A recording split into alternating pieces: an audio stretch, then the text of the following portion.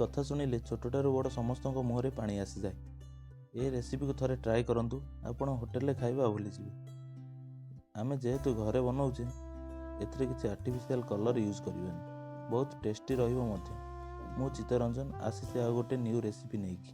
चलंतु biryani process start करिया। प्रथम पियाज को चोपा छड़े भल भाव में वाश कर नेबा। मु एठी आगुरु चोपा छड़े वाश कर नेइछि। पियाज को स्लाइस करी काटी नेबा। मु एठी 2 केजी चिकेन आ 1 केजी चावल नेइछि। सेतिपई मु एठी 600 रु 700 ग्राम रो पियाज नेइछि। आपण चिकेन क्वांटिटी नै कम बेसी करि परिबे। एबे चलंतु चिकेन को मैरिनेशन करिवा। मु एठी ऐड करिछि 300 ग्राम रो दही। क्वांटिटी को नै आपण कम बेसी करि परिबे। Next biryani essence add करिवा।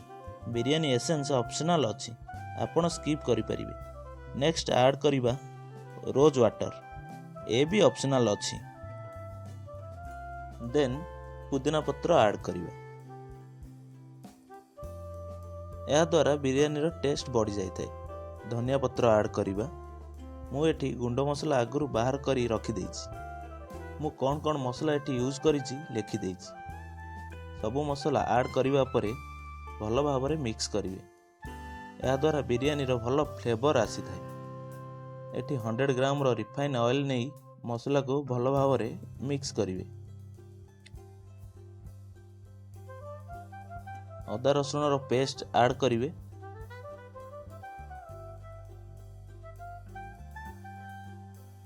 गोटे लेमन जूस ऐड करिवे। किछि कसूरी मेथी ऐड करी भल भाव में मिक्स करिवे।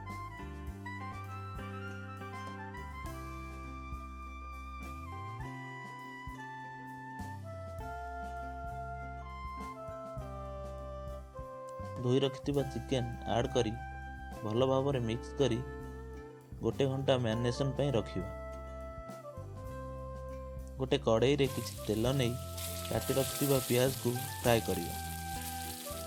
गोल्डन ब्राउन हबा जाके फ्राई करिबा। गैस रो फ्लेम को मीडियम रे रखी फ्राई करिबा।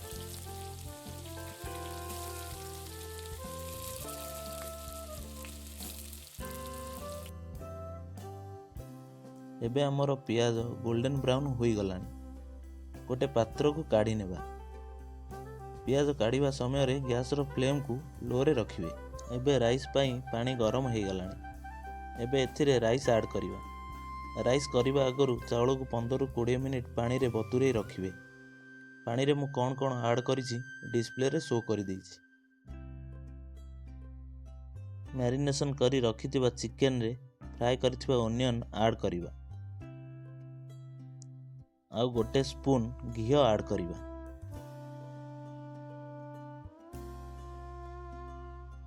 एबे राइस 60% होई गलानी। एबे आमे मैरिनेशन करी रखिथिबा चिकेन रे ऐड करिबा लेयर बाय लेयर। एबे राइस ऊपर किछि धनिया पत्र, पुदीना पत्र और फ्राई करी रखिथिबा पियाज ऐड करिबा।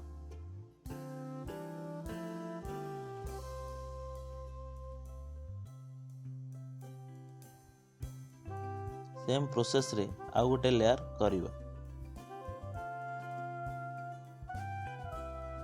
बिरयानी एसेंस आउ रोज वाटर ऑप्शनल अछि। मु आगुरु भी कहिथिली। लास्ट रे गोटे स्पून घी दबा को भूलिबेनी। मु एठी डिश को सील करिया को अटा यूज करिछि। आपण अटा प्लेस रे ओदा कपड़ा को राउंड करी यूज करि परिबे। गैस ऊपर तावा रखी ता ऊपर डिश रखी दम दवा पई छाड़िबा। फास्ट हाई फ्लेम रे 15 मिनिट दम देबे। गैस रो फ्लेम को लो रखी आउ 45 मिनिट दम देबे। 1 hour later. चलंतु एबे 1 घंटा हे गलानी। डिश को ओपन करिबा। ए रेसिपी को निश्चय ट्राई करंतु आ कमेंट बॉक्स रे आपन मतामत जणांतु। जदि आपन को ए रेसिपी भलो लागि थाए तेबे वीडियो को लाइक शेयर और चैनल को सब्सक्राइब करी बेल आइकन प्रेस कर दियंतु। कहली पुणी देखा गोटे न्यू रेसिपी रे। नमस्कार, जय जगन्नाथ।